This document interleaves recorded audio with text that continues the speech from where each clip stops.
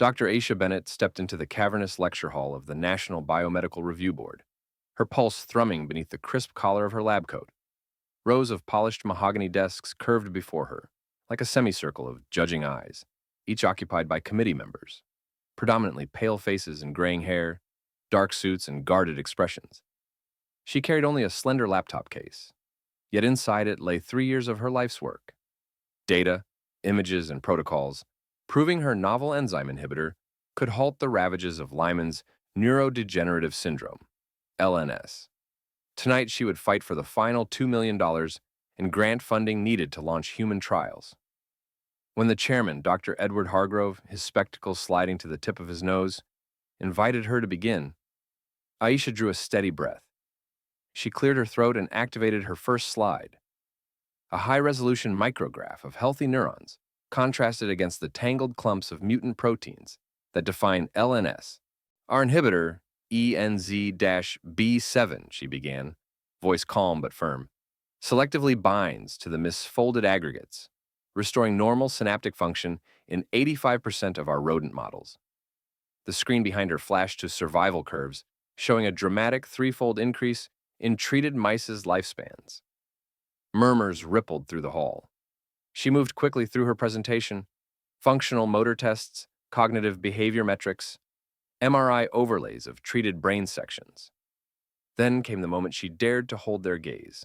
A video clip of an aged patient, Helen Martinez, slumped and unresponsive, slowly rising unaided to embrace her granddaughter. The room fell silent.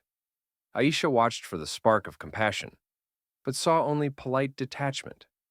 When she concluded, Dr. Hargrove tapped his pen, glanced at his colleague's notes, and folded his hands. Dr. Bennett, your results are impressive, but we must allocate our limited resources according to strategic alliances, he intoned. We have existing commitments with Pharmatech and the Neurogen Consortium. I'm sorry, but we cannot fund your proposal at this time.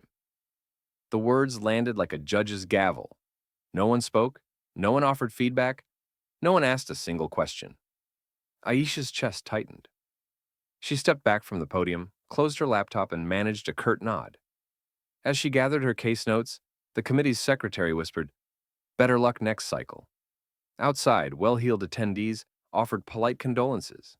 "It's just politics," they said, avoiding her eyes. That night, after the hall emptied and the fluorescent lights dimmed, Aisha sat in her car in the review board's parking lot, replaying the dismissal over and over. 3 years of hypothesis, grant rewrites, late-night assays, and tormented self-doubt, all evaporated in that 5-minute denial. Yet beneath the sting, a spark ignited. She would not beg for another chance. If the institutions refused to believe her, she would make her discovery impossible to ignore. Slipping into her apartment above the university lab, Aisha pulled her homemade enzyme stocks from the freezer and laid them beside the week's leftover grant drafts. Against the hum of the city below, she composed a silent vow.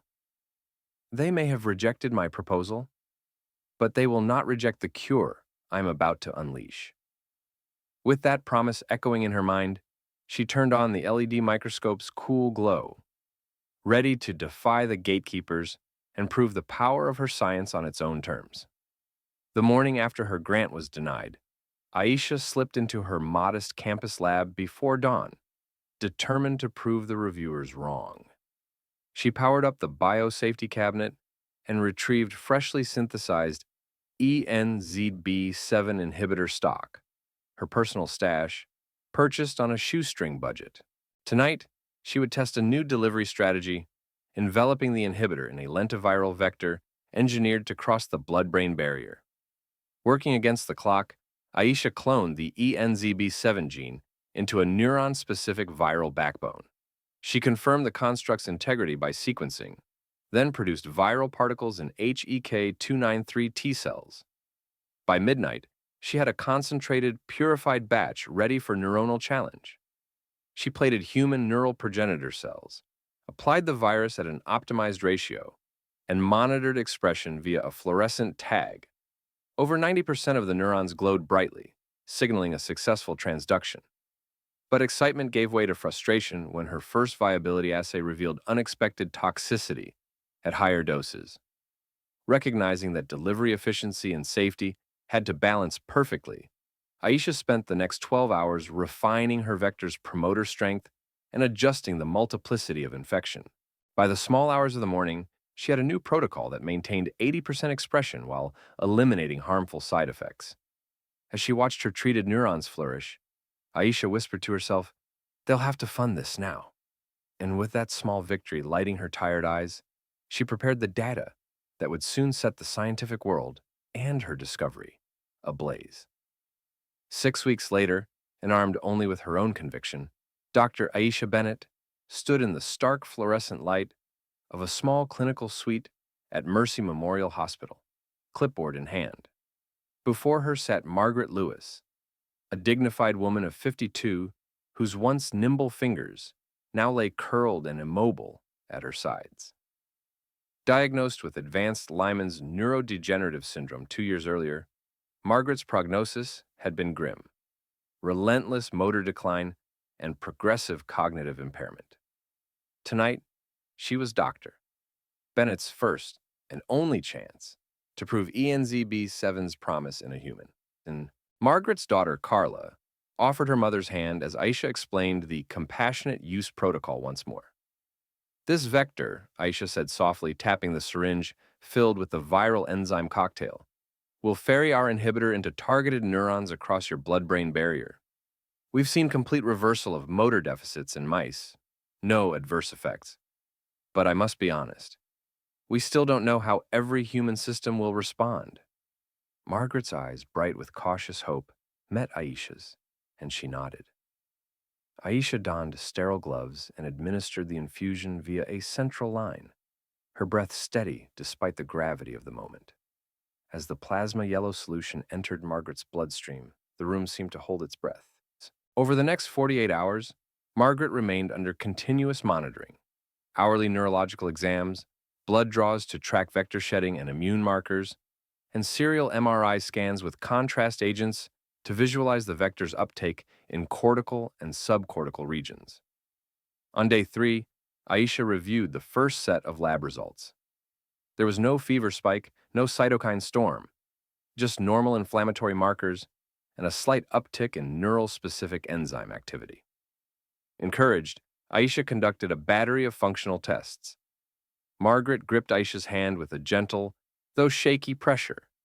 She managed a few steps with the aid of a walker, and most astonishingly, she articulated a clear sentence: "I feel lighter," after weeks of slurred speech. By the end of week 1, Margaret had removed her walker entirely, standing unassisted for the first time in 18 months.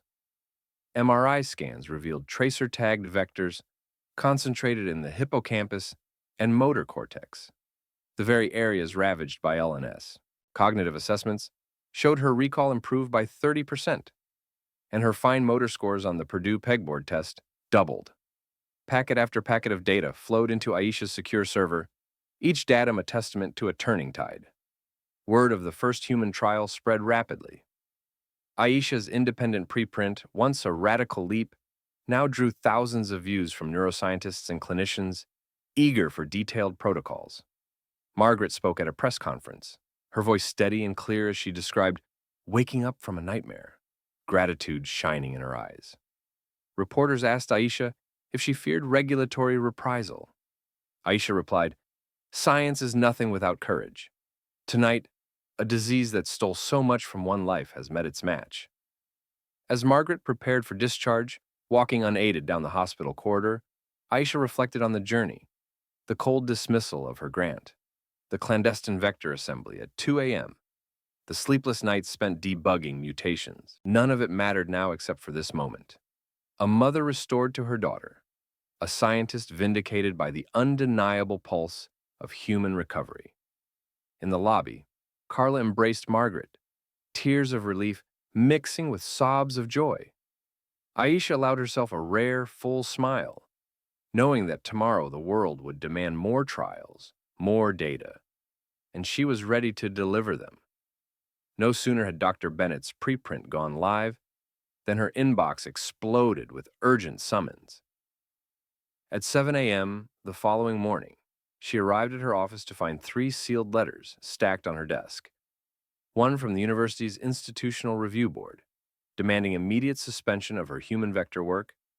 One from the Food and Drug Administration, requesting full disclosure of her clinical data and vector production protocols.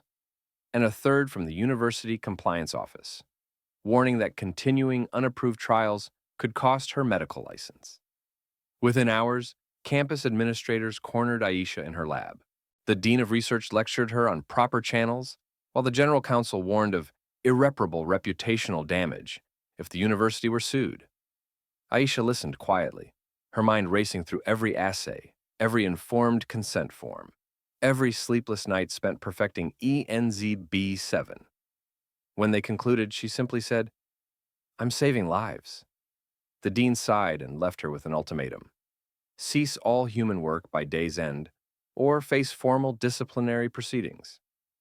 Refusing to be muzzled, Aisha convened an emergency meeting that afternoon in her cramped office with Captain of Compliance, Dr. Elena Richter, and her legal counsel, Marcus Lee. They pored over the FDA's letter together.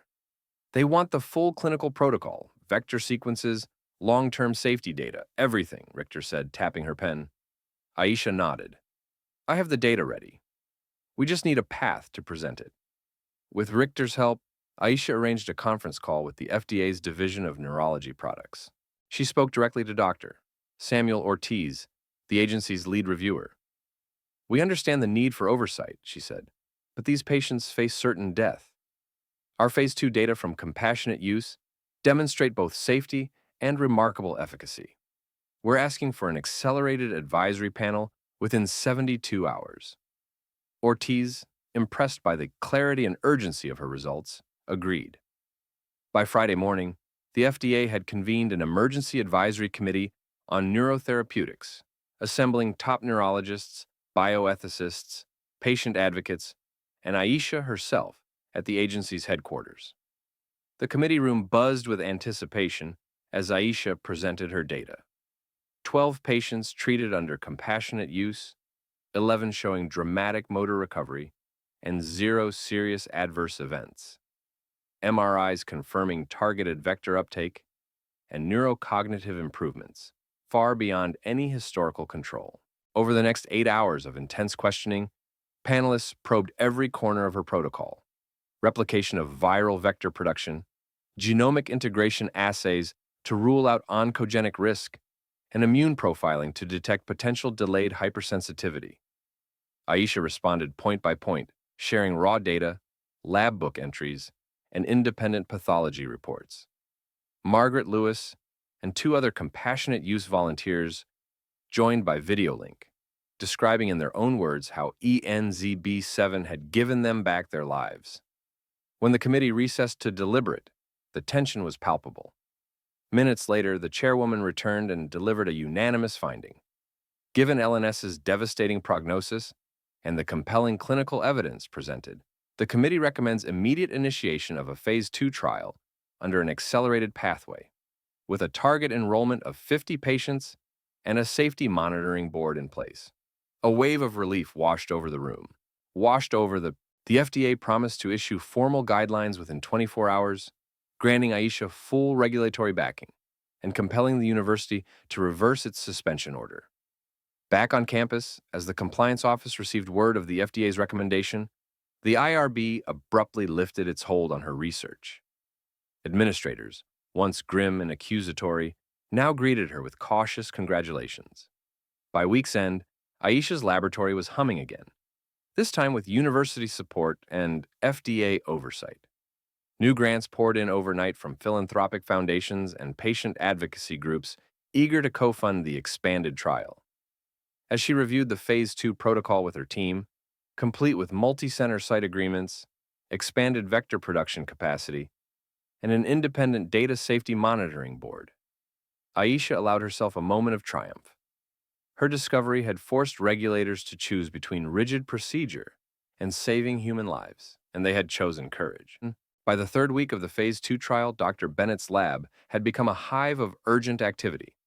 Patients at 4 clinical centers arrived daily for infusion of the optimized ENZ-B7 vector under stringent safety monitoring. Yet the true shock came when the first cohort's interim data arrived. 11 of the 12 participants showed dramatic motor recovery within 48 hours. Hand tremor scores plummeted by 70%. Gait analysis systems recorded near normal stride lengths. And speech fluency tests went from chance single words to coherent sentences, all in patients wheelchair-bound just days before.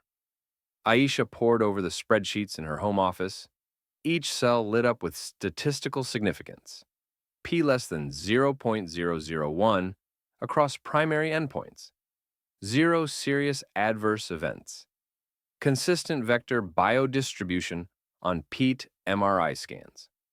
She could barely contain her excitement as she drafted the Overnight Miracle press release, a concise but powerful narrative that paired raw data with patient testimonies.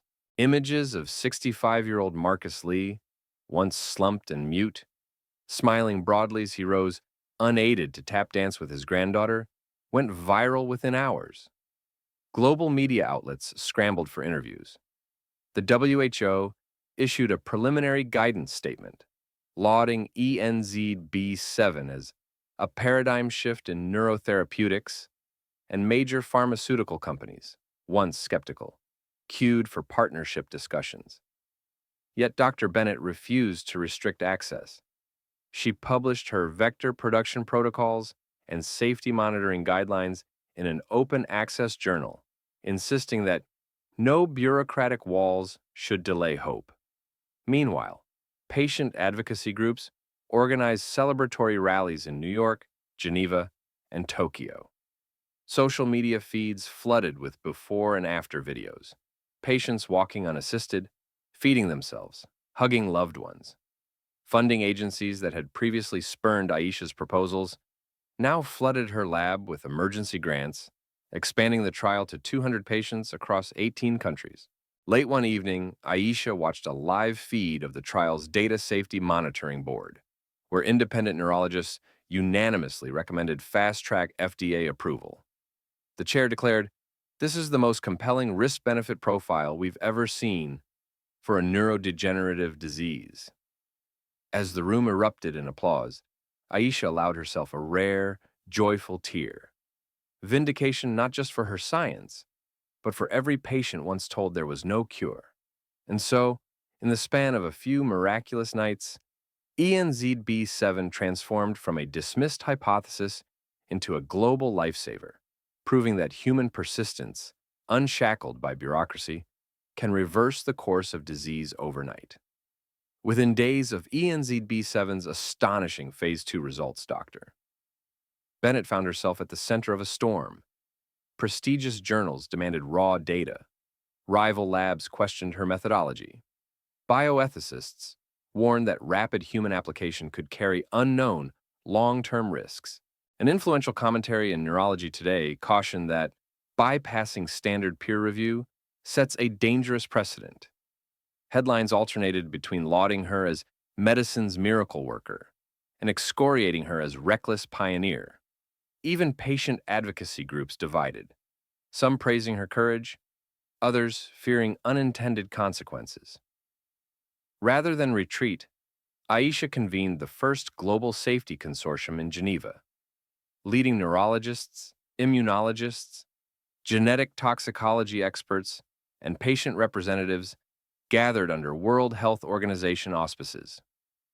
Over 3 days of plenary sessions and closed-door workshops, they established a unified, transparent protocol for multi-year follow-up studies, tracking vector persistence, off-target integration assays, and comprehensive neuropsychological batteries.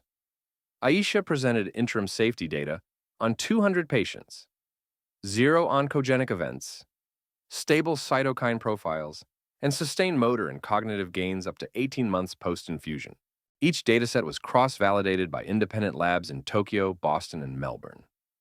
At a packed press briefing on the consortium's final day, WHO Director General Dr. Elena Martinez announced a landmark resolution. Member states are urged to adopt ENZB7 therapy under expanded access programs, with robust pharmacovigilance and open data sharing. Governments in Canada, Germany, and Japan immediately pledged funding to scale manufacturing under strict good manufacturing practice standards. Aisha watched delegates from low-income nations request technology transfers to local bioreactors, proof that open-source dissemination could democratize a cure. Backlash from a vocal minority persisted. Some journals posted editorials decrying scientific hubris, and a small faction of bioethicists filed an emergency petition with the FDA's Office of Human Research Protections. Yet each legal challenge was met with data, peer-reviewed safety analyses, patient-led testimonials, broadcast in congressional hearings, and meta-analyses published in The Lancet Neurology showing consistent benefit-to-risk ratios far exceeding any previous LNS intervention. By the end of the year, the consortium's global LNS registry had enrolled over 1,200 patients, generating an unparalleled epidemiological resource. Early career researchers cited the open access protocols as their inspiration. Pharmaceutical CEOs praised the model as a blueprint for ethical innovation. In a closing ceremony streamed to 73 countries, Aisha received the inaugural Global Health Pioneer Award, dedicating it to every patient who dared to hope and every colleague who refused to let fear silence progress. As she stepped off the stage, Dr. Bennett understood that true validation came not from accolades, but from a global network of transparent science, shared responsibility, and a unified commitment to ensure that no bureaucratic gatekeeper could ever again block a cure from those who need it most. 5 years after ENZB7 burst onto the clinical stage, Lyman's neurodegenerative syndrome had all but vanished from the global public health agenda. Dr. Aisha Bennett walked the wide marble halls of the newly dedicated Bennett Institute for Neurorestorative Medicine, its soaring atrium alive with sunlight filtering through banners that commemorated each nation's first ENZB7 treated survivor. Here, researchers from every continent pursued next-generation applications: Alzheimer's, spinal cord injury, even rare mitochondrial disorders, building on the open-source platform she'd championed. That morning, Aisha convened the Institute's inaugural Global Cure Summit, hosting health ministers, patient advocate leaders, and representatives from the WHO, FDA, and EMA.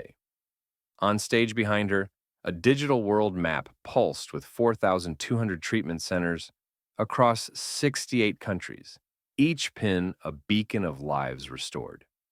She began her keynote not with data, but with a single face, the now vibrant smile of Margaret Lewis, who decades ago had taken that first daring infusion. Hope, Aisha said, is not a grant you request, but a future you build. Across 6 panel sessions, experts shared how ENZB7 protocols had been seamlessly integrated into national care guidelines, dramatically curbing LNS mortality and morbidity. Low-income countries described community health workers administering mobile infusion clinics in rural villages. A consortium of NGOs detailed a sliding-scale patent model that kept treatment costs below $50 per dose. Special needs schools reported students once excluded from classrooms, now thriving alongside peers. Their families' petitions for inclusive education finally supported by a medical miracle. In the afternoon, Aisha unveiled the Institute's Next Horizon Fellowship, awarding a dozen early career scientists from underrepresented backgrounds with full scholarships and lab spaces to pursue novel neurotherapeutics. She invited each to the stage: a young woman from Lagos designing blood delivery nanoparticles, a former refugee in Sweden exploring gene editing for muscular dystrophy, a first-generation student in India modeling enzyme therapies for metabolic disorders. Their faces beaming with possibility echoed the same spark that had launched ENZB7 from obscurity to global standard of care. Later, Aisha toured the adjoining Patient Innovation Lab, where families co-designed counseling apps and peer support platforms. In one corner, a virtual reality suite allowed recently treated survivors to retrace the neuronal pathways healed by ENZB7, an immersive reminder that molecular cures ripple outward into minds and communities. Children in bright blue hospital gowns sketched DNA helixes on whiteboards, dreaming of cures for cancers and congenital syndromes yet unnamed. That evening, at the summit's closing gala beneath a glass-ceilinged pavilion, Aisha accepted the United Nations Global Health Leadership Award on behalf of every patient, partner, and pioneer who refused to accept no from entrenched systems. In her acceptance speech, she reflected on the journey. We began as a single voice dismissed by a committee. Tonight we stand as a global chorus, proclaiming that every disease and every dream can be undone when science, courage, and compassion unite. Back in her office, as the city lights glittered beyond the Institute's panoramic windows, Aisha gazed at a framed letter from a small clinic in rural Peru. "You changed our tomorrow." She allowed herself a quiet smile, knowing that the true measure of her legacy was not in trophies or headlines, but in every synapse rewired, every family restored, and every young scientist emboldened to follow her path. And as she powered down her laptop, she whispered into the still night, "This is only the beginning."